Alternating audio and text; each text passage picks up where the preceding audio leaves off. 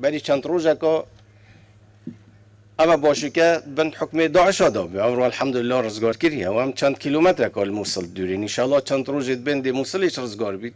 بارزانی لبروکا شر پیامکا سیاسی آراسی آلین سیاسین هرما کردستان کرو راگهاند اگر لافات نه تکرن ایدی چاوره کسی نکن دیکوانه سردانوی بو بروکن شر لسنوره نینوا و جویناوی لگل بشک جه فرماندن پیشمرگه لباجارو که باشیک بارزانی پیوک پیشکش کرو راگهاند پیشمرگه لوان دوران نه تا وکشاندن کو بریا دست بکن اپراسیون موصل کنترل کرینه لوان دوران کو دکوان اپراسیون موصل دا هاتینا کنترل کرن نابر حرم بغداد لافاتن لسر هاتی کرن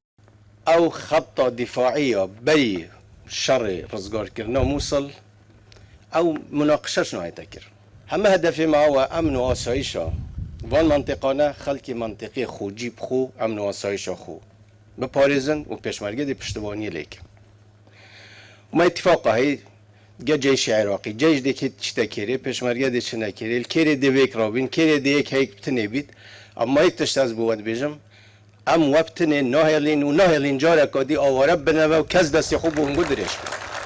درباره سردیکن راست خویا بغداد گل پارزگهن هرم دا بارزانی راگهاند نو به نو هندک دا خازه سیستم پارزگهان دکن لی ممکن نینه ریک جوان را بهتا دان و او دا خاز کن یاری کرنه به خوینا شهیدان نو که تازه جناب هندکا لیویه دیبومه کنف نظام پارزگه ها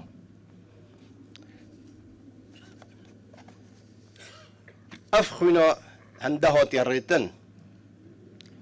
حتى افرو 11,500 عزيزت ميت شهيد و بريندار بي دي تازه بگرنه و بو سيستم فدرالي محافظاتا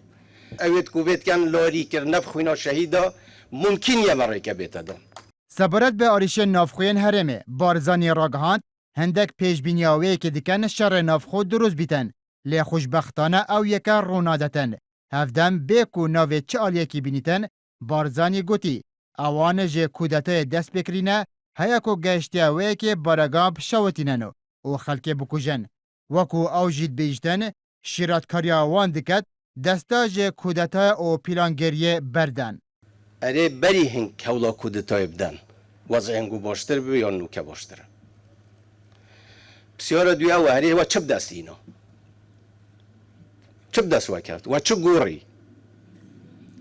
نهاش من دوی از لیره بیجم چندی دیش خوماندی بکن و حولید کودتا بدن تشتک دست و نهایت نصیحت من بوان اوه خوماندی نکن